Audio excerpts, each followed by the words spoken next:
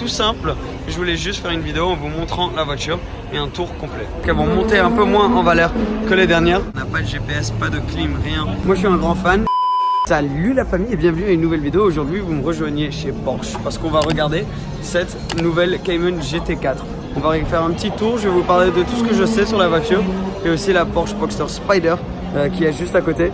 Et je me suis dit que c'est une voiture qui m'intéresse moi énormément, donc pourquoi pas faire une vidéo complète, entièrement dédicacée à cette magnifique voiture. Et aussi, j'ai pas Cole avec moi aujourd'hui, il est à un mariage, t'as peut-être vu dans mes dernières vidéos. Aujourd'hui c'est juste moi, mon portable, mais je pensais que c'était naturel, c'était simple pour regarder la voiture. Donc, tournons la caméra. La voici, la magnifique Porsche Cayman GT4, la 718 GT4.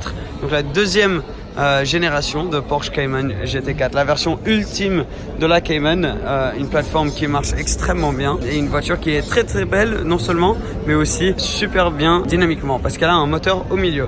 C'est la seule Porsche à part la 918, je pense qu'il y a le moteur au milieu là et la Boxster aussi qui est là-bas, mais c'est la même plateforme un peu. Donc tu as deux coffres, tu as un coffre à l'arrière, un coffre à l'avant, et ce qui est super cool c'est que ça c'est la deuxième génération et qu'ils vont en produire beaucoup plus.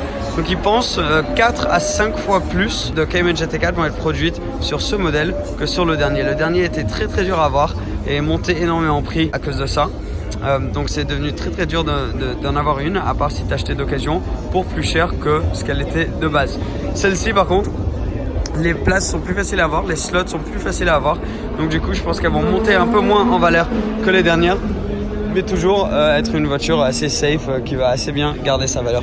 Alors on peut voir à l'avant, déjà ce qu'on peut voir de différent c'est les phares. Donc celle-ci elle a en option les phares Big Xenon comme ça, où tu as les 4 petits points. C'est des phares beaucoup plus grands et beaucoup plus un peu triangle comme ça que sur la première génération. Le splitter aussi est très différent, complètement fini en noir et aussi beaucoup plus long.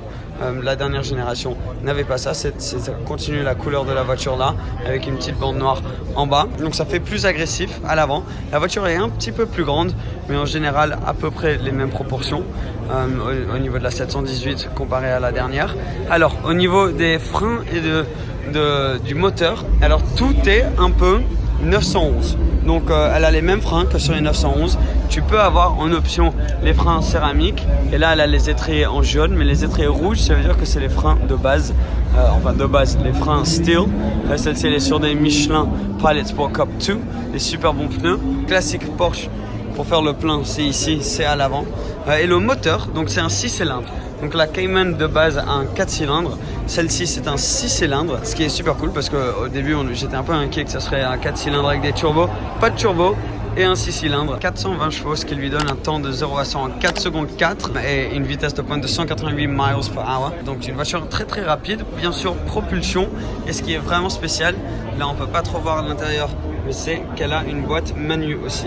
Donc au lieu d'avoir la PDK, elle va peut-être venir avec une boîte PDK, mais pour l'instant juste en manu. L'intérieur n'a pas vraiment changé comparé à la Cayman GT4 pardon, de base. Les sièges sont pareils comme sur la 918, sauf tout ce qui a changé c'est le design du carbone à l'intérieur qui est un petit peu différent. Celle-ci ne l'a pas en option. Salut en fait les gars, salut. Donc voilà, après l'extérieur comme tu peux voir magnifique avec des nouveaux phares à l'arrière qui sont en noir et blanc au lieu d'être en rouge, donc ça c'est un autre petit détail assez sympa, et un grand diffuseur. Une des manières les plus faciles de voir que c'est la 718 c'est avec les nouveaux échappements à l'arrière là. Ça c'est très très beau, ils ont fait une belle finition au niveau du design. Bien sûr tu as l'aileron encore ici. Quelques trucs qui sont très importants sur cette voiture c'est par exemple le pack Club Sport.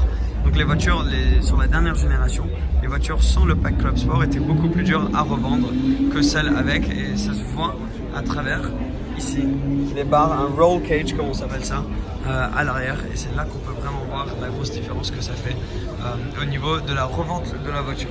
Alors la boîte menu aussi c'est très important, il risque d'y avoir une GT4 RS aussi, on n'est pas encore sûr quand ça va sortir, mais il y a des rumeurs qu'il y aura une GT4 RS, celle-ci avec une boîte PDK, ce qui serait assez spécial. Regarde là, juste comme elle est belle de l'arrière là comme ça.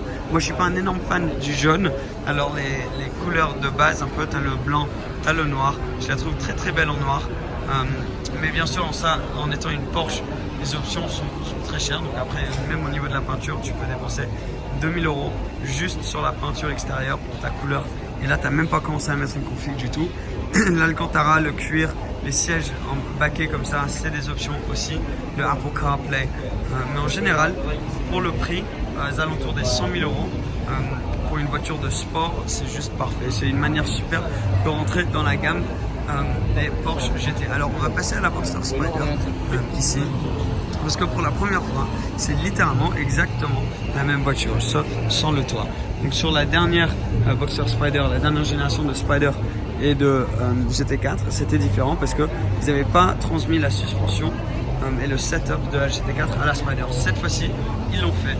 Alors là, on peut voir un peu plus le nouvel intérieur. Celle-ci, comme tu peux voir, n'a pas de GPS, pas de clim, rien. C'est des options sans coût, tu peux les enlever. Mais sinon, c'est exactement pareil un peu que dans la dernière Boxster Spider au Cayman GT4.